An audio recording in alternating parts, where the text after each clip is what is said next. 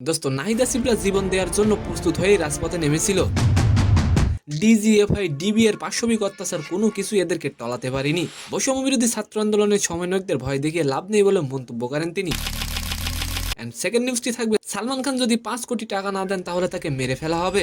সালমান খানকে মৃত্যুর হুমকি দেওয়া কে এই নতুন খুনি? সালাম নমস্কার দোস্ত।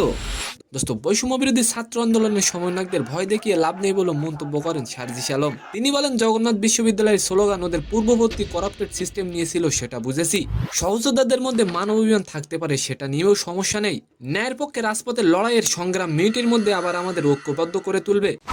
সার্জিস আলমের এই কথার সাথে আপনি কি একমত? অবশ্যই কমেন্ট করে যাবেন। বুধবার 13ই নভেম্বর সামাজিক যোগাযোগ মাধ্যম ফেসবুকে সার্জিস আলম বলেন, নাহিদ আসিফরা জীবন দেওয়ার জন্যই রাস্তায় নেমেছিল।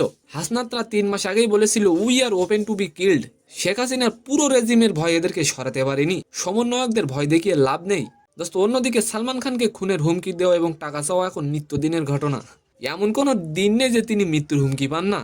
কিছুদিন আগে নতুন করে খুনের হুমকি পেয়েছিলেন সালমান খান। লরেন্স বিষ্ণুর নাম করে হুমকি ও টাকার দাবি করা হয়। তদন্ত শুরু হওয়ার পর গত মঙ্গলবার উঠতি এক গায়ককে গ্রেপ্তার করেছেন পুলিশ। তার নাম সোহেল। তিনি বলেন, একটি গান যাতে খুবই জনপ্রিয় হয় তার জন্য তিনি চেষ্টা করেছিলেন। পুলিশের দাবি আর এই কারণেই হুমকি ও টাকা চেয়েছিলেন তিনি। তো সম্মানিত দর্শক, আজকের ভিডিওটি কেমন লাগলো অবশ্যই কমেন্ট বক্সে জানাবেন। আর ভিডিওটি যদি ভালো লাগে অবশ্যই একটি লাইক দিয়ে আমাদের চ্যানেলটিকে সাবস্ক্রাইব করে দিবেন। ধন্যবাদ।